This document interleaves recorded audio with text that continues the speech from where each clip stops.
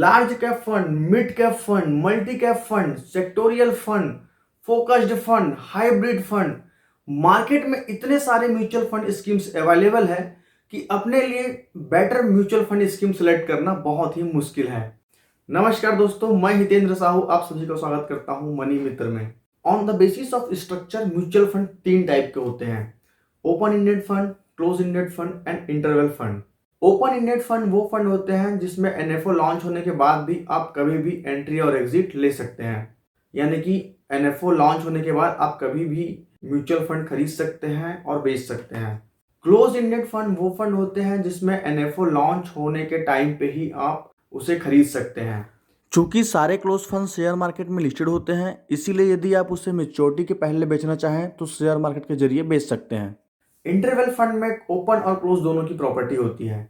Mainly ये close ended fund होते हैं, लेकिन इनमें प्री स्पेसिफाइड टाइम के लिए ये रीओपन होते हैं जिसमें आप एंट्री और एग्जिट कर सकते हैं। म्यूचुअल फंड मेनली तीन टाइप के होते हैं: इक्विटी फंड, डेब्ट फंड और हाइब्रिड फंड। इक्विटी किसी पर्टिकुलर कंपनी के ऑनरशिप को रिप्रेजेंट करती है। चूंकि इक्विटी कंपनी में ऑनरशिप को रिप्रेजेंट करती है, इसीलिए जब भी कंपनी प्रॉफिट में चल रही होती है तो उस प्रॉफिट के कुछ हिस्से को डिविडेंड के रूप में शेयर होल्डर को प्रोवाइड करती है। सेबी के सर्कुलर के हिसाब से इक्विटी फंड भी कई तरह के होते हैं। सबसे फर्स्ट आता है large cap fund. Large cap fund top 100 कंपनियों के शेयर होते हैं मार्केट कैपिटल के आधार पर। सेकेंड होता है mid cap fund. Market capital के आधार पर 101 नंबर रैंक की कंपनी से लेकर 250 रैंक तक की कंपनी मिड कैप के अंदर आती है। मिड कैप फंड में फंड मैनेजर 101 से लेकर के 250 तक की कंपनियों के किसी भी शेयर में पैसा इन्वेस्ट कर सकता है। तीसरा जो होता है वो स्मॉल कैप फंड होता है। स्मॉल कैप फंड में 250वीं रैंक से लेकर के जितनी भी कंपनियां लिस्टेड होती हैं शेयर मार्केट में, वो इसके अंतर्गत आती हैं। फोर्थ वन है large and mid cap fund. इसमें 35% इन्वेस्टमेंट लार्ज कैप में और 35% मिनिमम इन्वेस्टमेंट मिड कैप में किया जाता है। नेक्स्ट वन होता है multi cap fund. Multi cap fund में लार्ज कैप, स्मॉल कैप और मिड कैप तीनों कंपनियों के फंड में इन्वेस्ट किया जाता है। नेक्स्ट वन है डिविडेंड यील्ड फंड, यानी कि जो कंपनियां डिविडेंड पे आउट करती हैं उन कंपनियों के शेयर में मिनिमम 65% इसमें इन्वेस्ट किया जाता है। नेक्स्ट वन होता है फोकस्ड फंड। फोकस्ड फंड में मैक्सिमम 30 कंपनियों के शेयर्स के ऊपर इन्वेस्ट किया जाता है, चाहे वो कंपनियां मिड कैप हो, लार्ज कैप हो या स्मॉल कैप हो। नेक्स्ट वन जो होता है कॉन्ट्रा फंड। कॉन्ट्रा फंड में मैनेजर मार्केट ट्रेंड के अपोजिट इन्वेस्ट करते हैं, यानी कि वो एसेट्स जो अंडर परफॉर्म हो, यानी कि जिनकी मार्केट वैल्यू कम हो और जिनकी फंडामेंटल वैल्यू ज्यादा हो, फंडामेंटल प्राइस ज्यादा हो, उन पर ये मैनेजर बेट करते हैं। नेक्स्ट वन होता है सेक्टरल फंड। इसमें एक स्पेसिफिक सेक्टर में ही निवेश किया जाता है, जैसे कि banking sector, PSU sector, infrastructure sector, finance sector, automobile sector, steel sector. जिस सेक्टर का ये फंड होता है उस पर्टिकुलर सेक्टर के डिफरेंट स्टॉक में निवेश किया जाता है। नेक्स्ट होता है थीमेटिक फंड। थीमेटिक फंड में एक पर्टिकुलर थीम के अनुसार ही पैसे निवेश किए जाते हैं। एग्जाम्पल के तौर पर infrastructure, steel, cement, real estate, इन स्टॉक्स पे निवेश किया जाता है। इक्विटी स्कीम में टैक्स सेविंग फंड भी होते हैं जिसे ELSS कहते हैं, इक्विटी लिंक्ड सेविंग स्कीम कहते हैं, जिसमें मिनिमम 3 साल के लिए आपका इन्वेस्टमेंट लॉक इन पीरियड में रहता है। ELSS यानी कि इक्विटी लिंक्ड सेविंग स्कीम में आपका लगाया हुआ पैसा आपको 80C के तहत टैक्स बेनिफिट देता है। इक्विटी के बाद जो सेकंड फंड होता है वो होता है डेब्ट फंड। डेब्ट फंड वो फंड होते हैं जिसे कर्ज के रूप में लिया जाता है, कोई बॉन्ड इशू करके या कोई सिक्योरिटी इशू करके।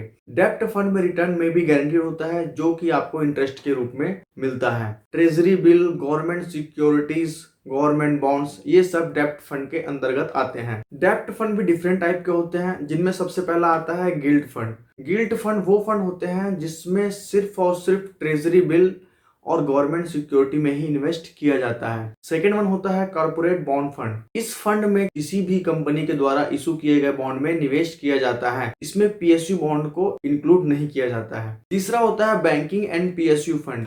इसमें बैंकिंग और पीएसयू के द्वारा इशू किए गए बॉन्ड और सिक्योरिटी में निवेश किया जाता है। फोर्थ वन होता है लिक्विड स्कीम। लिक्विड स्कीम में डेब्ट फंड और मनी मार्केट इंस्ट्रूमेंट में निवेश किया जाता है। इसकी मैच्योरिटी 91 डेज की होती है। फिफ्थ वन है शॉर्ट टर्म डेब्ट स्कीम। शॉर्ट टर्म डेब्ट स्कीम के अंदर आता है अल्ट्रा शॉर्ट टर्म। इसमें 3 से 6 महीने में आपका पैसा जो है वो मैच्योर हो जाता है। इसके बाद आता है short term scheme. Short term scheme में 1 से लेकर के 3 साल में आपका पैसा मैच्योर हो जाता है। उसके बाद आता है शॉर्ट टर्म गिल्ड फंड। इसमें आपका पैसा जो है 7 साल के बाद मैच्योर हो जाता है। इक्विटी और डेब्ट के बाद तीसरा आता है हाइब्रिड फंड। जैसा कि नाम से ज्ञात हो रहा है, हाइब्रिड यानी कि इक्विटी और डेब्ट का एक मिक्सचर होता है। हाइब्रिड फंड भी कई तरह के होते हैं, जिनमें पहला आता है डेब्ट ओरिएंटेड हाइब्रिड फंड। डेब्ट ओरिएंटेड हाइब्रिड फंड में मिनिमम 65% डेब्ट इंस्ट्रूमेंट में इन्वेस्ट किया जाता है। सेकेंड वन होता है equity oriented hybrid fund. Equity oriented hybrid fund में मैक्सिमम अमाउंट इक्विटी में इन्वेस्ट किया जाता है 75 से 80% तक, और कुछ पोर्शन डेब्ट फंड में इन्वेस्ट किया जाता है। कुछ स्कीम सॉल्यूशन ओरिएंटेड आती है। सॉल्यूशन ओरिएंटेड स्कीम में पहला आता है इन्वेस्टमेंट फॉर चिल्ड्रन। मिनिमम 5 साल और चिल्ड्रन के मैच्योरिटी तक के लिए लॉक इन पीरियड रहता है। सॉल्यूशन ओरिएंटेड में सेकंड होता है रिटायरमेंट सॉल्यूशन, जो मिनिमम 5 साल या फिर रिटायरमेंट एज तक के लिए लॉक इन पीरियड में रहता है। एग्जाम्पल के तौर पर हम देखते हैं open ended equity scheme, predominantly investing in the large cap stocks. यहाँ पर आप केवल नाम पढ़कर ही इस स्कीम को समझ सकते हैं कि ये ओपन एंडेड है, यानी कि एनएफओ लॉन्च होने के बाद भी आप इसमें कभी भी एंटर और एग्जिट कर सकते हैं। इक्विटी स्कीम है, इसका मतलब ये शेयर मार्केट में इन्वेस्ट कर रहा है। और predominantly investing in large cap, यानी कि मार्केट कैपिटल के आधार पर टॉप की 100 कंपनियों के शेयर्स में ये इन्वेस्ट करता है। उम्मीद करता हूं दोस्तों ये वीडियो देखने के बाद आप भी म्यूचुअल फंड स्कीम को केवल नाम से समझ सकें और पहचान अपनी क्षमता के अनुसार से आप म्यूचुअल फंड स्कीम में निवेश कर सकें। तो यदि आपने अभी तक मेरा चैनल सब्सक्राइब नहीं किया है तो इसे अभी सब्सक्राइब करें और बेल आइकन को प्रेस करना ना भूलें, ताकि आप नेक्स्ट वीडियो मिस न करें। तब तक के लिए धन्यवाद।